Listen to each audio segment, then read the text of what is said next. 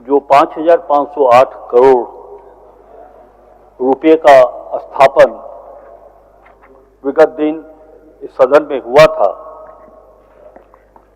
और आज उस पर कई माननीय सदस्यों ने, चाहे वो कटौती प्रस्ताव के समर्थन में अथवा इस अनुपूरक बजट के समर्थन में, जिन माननीय सदस्यों ने अपने विचारों को इस सदन में रखा है, उनमें श्री राज सिन्हा जी, श्री अमित कुमार मंडल जी, श्री नवीन जायसवाल जी, श्री सुरेश बैठा जी, श्री सुरेश पासवान जी, श्री सुरेश सरयू राय जी, मंगल कालंदी जी और श्री जयराम महतो जी। काफी स्वस्थ अनुपूरक बजट पर चर्चा हुई है। मैं सभी माननीय सदस्यों के प्रति आभार व्यक्त करता हूं, लेकिन एक अफसोस मुझे इस बात को लेकर है कि राज्य की सर्वोच्च संस्था में हम दो एजेंडा पर काम करते हैं। एक राज्य के कामकाज और दूसरे राज्य के वित्तीय व्यवस्था पर भी चर्चा करते हैं। राज्य के कामकाज, प्रशासनिक संस्कृति, सरकार के संस्कार, इसके लिए राज्यपाल जी के अभिभाषण, सामान्य प्रशासन पर वाद विवाद, ये अवसर होता है। लेकिन जब हम बजट पर चर्चा करते हैं, चाहे वो मूल बजट हो या अनुपूरक बजट हो, तो राज्य की जनता इस सदन से ये उम्मीद करती महोदय कि इस राज्य का वित्तीय प्रबंधन कैसा हो, या फिर सरकार की जो वित्तीय व्यवस्था है, प्रबंधन है, उसमें कहां त्रुटि हो रही है। माननीय सदस्य इस पर चर्चा करेंगे। मुझे अफसोस इस बात का है कि मैं एक वित्त मंत्री होने के नाते ये उम्मीद कर रहा था कि यदि हमारी सरकार के वित्तीय प्रबंधन में कहीं कोई कमी रह गई हो या उसे और कैसे बेहतर हम बना सकते हैं, इस पर लोगों का सुझाव आएगा, माननीय सदस्यों का सुझाव आएगा। मुझको ऐसा लगा कि जो विपक्ष के माध्यम से बातें की गई उसमें बजट या वित्तीय मामलों की बातें कम आई हैं और राजनीतिक बातें ज्यादा रखी गई। ये उम्मीद मैं करूंगा एक संसदीय व्यवस्था के प्रति जो हमारी आस्था है कि जब हम बजट पर चर्चा कर रहे हो तो सीधे हम केंद्रित करें वित्तीय विषयों के ऊपर। महोदय, आभार व्यक्त करते हुए मैं श्री राज सिन्हा जी के इस जिज्ञासा से अपनी बात प्रारंभ करना चाहता हूं। माननीय सदस्य श्री राज सिन्हा जी ने कहा कि जब 2 दिन के बाद मूल बजट आना है तो आज तृतीय बजट की आवश्यकता क्या है। राज सिन्हा जी, हम व्यक्तिगत रूप से आपको जानते हैं कि संसदीय और वित्तीय व्यवस्था को समझने, जानने की कोशिश आपके दिल में है, आपके अंदर एक जुनून है। मैं इस बात को जानता हूं क्योंकि विगत 5 वर्षों में 14 और 19 के कालखंड में आप राजनीतिक सहयोगी के रूप में सदन में हमारे साथ थे। ये आपकी जिज्ञासा बड़ी अच्छी बात है। मैं समझता हूं कि, और ये बात मैं कह रहा हूं कि जितने भी हमारे सभी माननीय नए सदस्य हैं, ये बात मैं उन्हें कह रहा हूं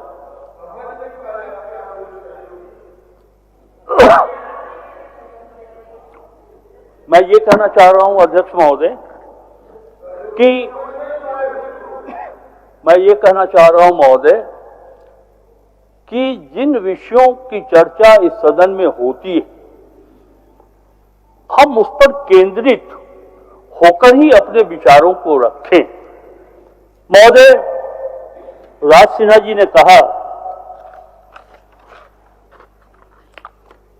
कि 2 दिन बाद जब ये बजट आने वाला है तो 2 दिन पहले तीसरे अनुपूरक बजट की आवश्यकता क्या है। इसके औचित्य पर मैं सदन के सामने सरकार का पक्ष रखूंगा, लेकिन उसके पहले माननीय सदस्य राज सिन्हा जी, हम आपको बताएं कि तृतीय अनुपूरक बजट के रूप में हमारी सरकार ने वित्तीय वर्ष 24-25 के लिए 22,038 करोड़ रुपया फर्स्ट, सेकेंड, थर्ड तीनों मिलाकर के, ये हमारा sir first, second, third supplementary में जो अनुपूरक के माध्यम से हम लोगों ने इस सदन से अनुमति मांगी है। और क्या है आपके 5 वर्ष 14 से 19 के बीच में, राज सिन्हा जी इसका अध्ययन कर लीजिए। 2015-16, 16-17, 17-18, 18-19, 19-20 हर वित्तीय वर्ष में 3 अनुपूरक आप लोगों ने भी लिया था, आपकी सरकार ने भी ली थी। और कुल 5 वर्षों का अध्यक्ष महोदय अगर हिसाब देखें अनुपूरक बजट के माध्यम से कितनी राशि की अनुमति मांगी गई थी, तो 4,08,517 करोड़ रुपए की अनुमति आपने इस सदन से ली थी। इसलिए आपको मैं कहना चाहता हूं कि यह कहने का अधिकार नहीं है कि 2 दिन के बाद मूल बजट आने वाला है तो थर्ड सप्लीमेंट्री क्यों आ रहा है। मैं वो भी बताना चाहता हूं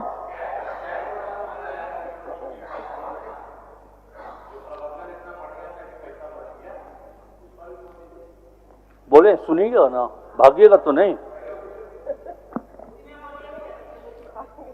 महोदय,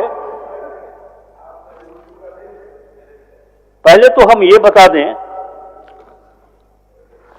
कि ये जो 5,508 करोड़ रुपया है, ऊर्जा विभाग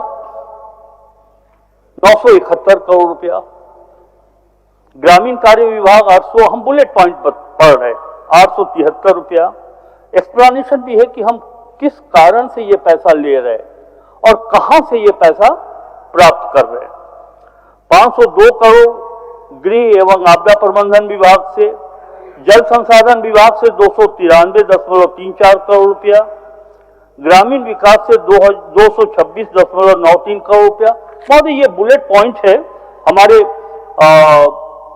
पक्ष के सदस्यों ने इसके बारे में विस्तार से बताया है इस सदन को। अभी तृतीय अनुपूरक बजट पर चर्चा करते हुए मैं बहुत विस्तार से नहीं जाना चाहता हूं। राज सिन्हा जी, हम आपसे जानना चाहते हैं कि अनुपूरक बजट लाने का औचित्य क्या होता है, किस परिस्थिति में लाया जाता है। अभी भारत सरकार ने बीच में 1,112 करोड़ रुपया झारखंड सरकार को उपलब्ध कराया। क्या इसकी स्वीकृति अनुपूरक के माध्यम से लेना उचित नहीं है क्या? हमारे वो विभाग, अध्यक्ष महोदय, एक चीज मैंने पहले भी कहा है,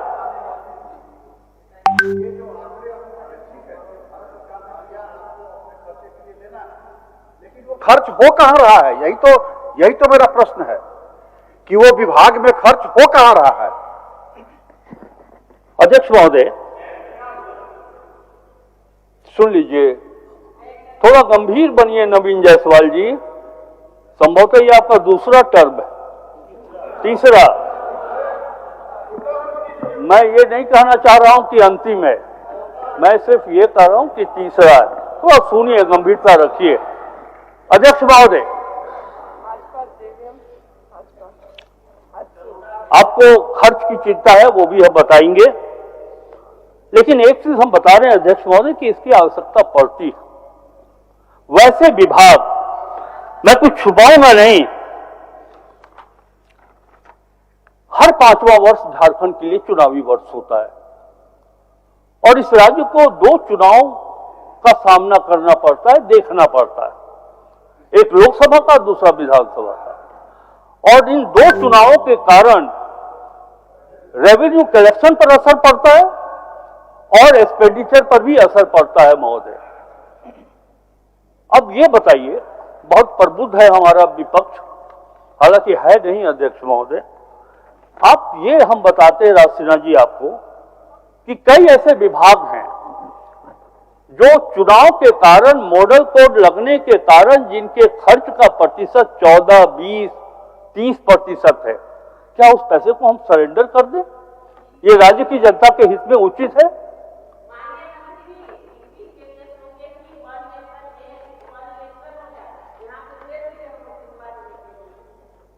मैडम कहाँ चले गए आप? बजट पर बोल रहे हैं, थोड़ा सा बजट पर थोड़ा सा एक्सरसाइज करिए।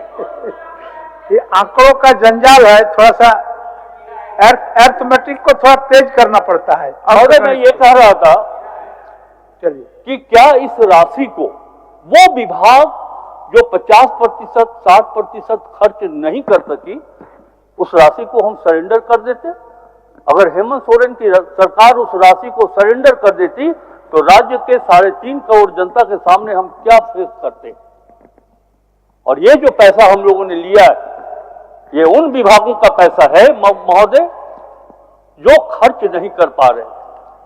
ये तो वित्तीय संवेदनशीलता है माननीय मुख्यमंत्री श्री हेमंत सोरेन जी का कि जो विभाग पैसा खर्च करने की स्थिति में नहीं है, वो पैसा लेकर के हम उन विभागों को दे जो 31 मार्च के पहले वो राशि खर्च कर सके।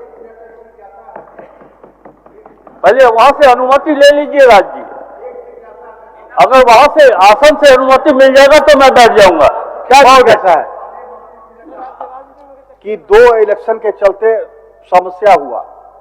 यह अध्यक्ष महोदय 5 साल से चली आ रही सरकार है, कोई नई सरकार नहीं है, यह कंटिन्यूटी में है। और इसके पिछले वाले साल में क्या हुआ है, थोड़ा माननीय वित्त मंत्री जी उस पर भी नजर डाल देंगे, मुझे लगता है। अच्छा ठीक, चलिए। महोदय मैं सभी माननीय विपक्ष को यह कहना चाहता हूं, आपने एक क्वेश्चन किया कि तीसरे अनुपूरक बजट की आवश्यकता क्या है। महोदय मैं कुछ विभाग जिसमें राज्यांश भी है और केंद्रांश भी है उसकी चर्चा करना चाहता हूं। जैसे हेल्थ डिपार्टमेंट में 206 करोड़ रुपया, इसमें भारत सरकार से मिलना था 109 करोड़ रुपया। Schedule tribe, schedule caste, minority and backward class welfare department राज्य सरकार को लगाना है 73 करोड़ रुपया और 626 करोड़ रुपया भारत सरकार से आ रहा है। उसी तरह महोदय भारत सरकार से ग्रामीण रूरल डेवलपमेंट के लिए 450 करोड़ रुपया आ रहा है। अर्बन डेवलपमेंट के लिए भारत सरकार से 536 करोड़ रुपया आ रहा है। इसमें राज्यांश भी है, भारत सरकार की राशि भी है। महोदय मैं बताता हूं आपके माध्यम से इस सदन को, बहुत झारखंड के प्रति प्रेम दर्शाते हैं। ये पैसा महोदय भारत सरकार से आज तक नहीं मिला वित्तीय वर्ष 2024-25 में। महोदय प्रतिपक्ष से हम जानना चाहते हैं कि जो राज्यांश की पैसा है, जो राज्यांश की राशि है, सुन लीजिए नीरा जी सुन लीजिए, जब तक आप मंत्री थे तब तक तो चुपचाप बैठी रहती थी, आपके जुबान में आपसे बातें नहीं निकलती थी। महोदय सुन लीजिए, महोदय मैं ये कहना चाह रहा हूं कि अब ये जो राज्यांश की राशि है, क्या इस राशि को हम सरेंडर करके दूसरे विभाग में नहीं देंगे? पैसा तो आपने नहीं दिया। अगर ये पैसा मिला होता तो इन विभागों की राशि हम खर्च करते।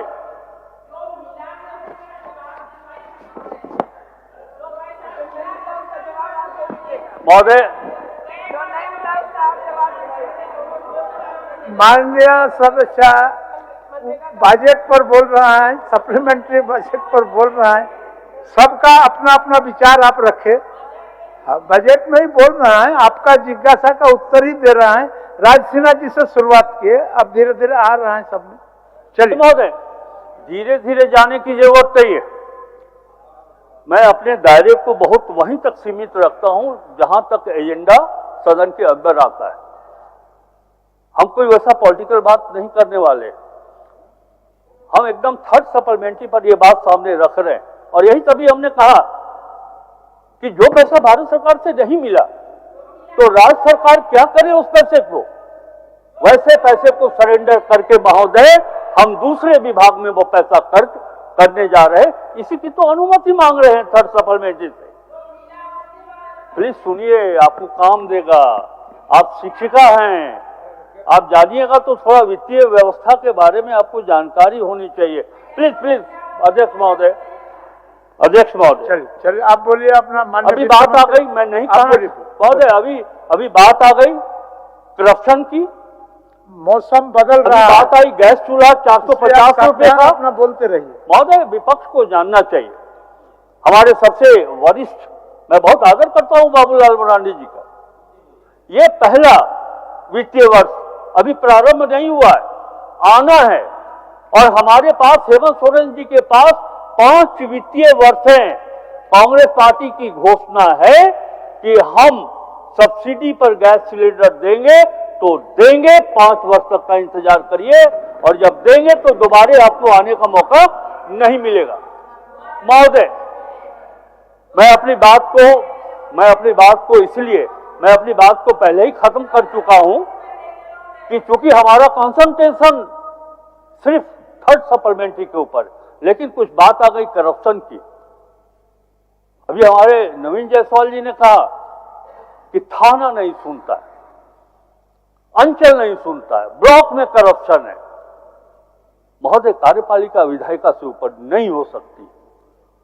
अगर एक जनप्रतिनिधि अपने विधायिका की ताकत को नहीं समझ पाया है, अगर आप अपने निर्वाचन क्षेत्र में अंचल, ब्लॉक, थाने को नियंत्रित नहीं कर सकते हैं, तो मैं तो कहूंगा कि आप अपने जनता के प्रति आप बताएं और कहें कि हम नहीं कर सकते हैं। और बेहतर तो ये होगा कि अगर आप नहीं कर सकते हैं तो इस सदन में आने की भी जरूरत आपको एक विधायक के रूप में नहीं होनी चाहिए। ये बात प्रतिपक्ष को मालूम होना चाहिए कि विधायिका की शक्ति से बढ़कर के कोई दूसरी शक्ति नहीं। कौन रोका है आपको? बहुत बड़ी शक्ति है लेजिस्लेटिव के पास, लेकिन आप उसका उपयोग करिए। देखिए कैसे कंट्रोल होता है। और हमारे मुख्यमंत्री तो ये कहते हैं जीरो टॉलरेंस आपके सिर्फ मुंह में था, लेकिन करप्शन में जीरो टॉलरेंस हेमंत सरकार के दिल में है। ये बात हम आपको बताना चाहते हैं। करिए कंट्रोल, सरकार का समर्थन मिलेगा आपको। लाइए उस तरह के केसेस को, हम उसको देखेंगे, हमारी सरकार देखेगी, कार्रवाई करेगी। चलिए ना महोदय, मैं अंत में माननीय सरयू राय जी, मौसम बदल रहा है, हम समझ रहे हैं। हाथ रख के बोले कि उठा के देख बोले। और ये नहीं कि आज मैं मंत्री हूं, जब हम विधायक थे तो भी थाना, अंचल और ब्लॉक नियंत्रित था। ये हम अब बताते हैं। थोड़ा जानकारी रखिएगा तब न कंट्रोल करिएगा। जानकारी रखिएगा ही नहीं तो कंट्रोल क्या करिएगा। महोदय, मैं अपनी बात समाप्त करने के पहले माननीय सरयू राय जी ने कहा है कि कुछ वैसे विषयों पर जो धन राशि खर्च किए गए हैं उसकी अनुमति महोदय इस सदन से नहीं ली गई है। हालांकि मैं मानता हूं कि ऐसा नहीं हो सकता है। हमारी सरकार की जो व्यवस्था है, इस तरह की बात कोई नहीं कर सकते कि हम बिना सदन के अनुमति के उस राशि को खर्च कर दे। फिर भी माननीय सरयू राय जी एक गंभीर व्यक्तित्व के मालिक हैं, गंभीर व्यक्ति हैं। मैं आपकी बात को संज्ञान में लेता हूं और आपको ये विश्वास दिलाना चाहता हूं कि हम संबंधित विभाग से हम इस विषय पर जानकारी मांगेंगे, और यदि उनकी गलती हुई तो निश्चित रूप से हम कार्रवाई की ओर आगे बढ़ेंगे। महोदय, मैं किससे कहूं कटौती प्रस्ताव वापस लेने का? कोई तो है नहीं सदन में जिन्होंने कटौती प्रस्ताव मूव किया था, वो सदन में है नहीं। इसलिए मैं अध्यक्ष महोदय आसन से ही आग्रह करता हूं कि यह जो अनुपूरक बजट है उसे पारित किया जाए। इंजीनियर बनकर भरे सफलता की ऊंची उड़ान, जहां साधारण छात्र भी झारखंड टॉपर्स बनकर बना रहे इतिहास। दूरदर्शी शिक्षाविद श्री विपिन सिंह के मार्गदर्शन में मेडिकल एवं इंजीनियरिंग के लाखों छात्रों के लिए आशा की किरण के रूप में गोल nations leading thefollowup.in. Like, share, and subscribe. www.thefollowup.in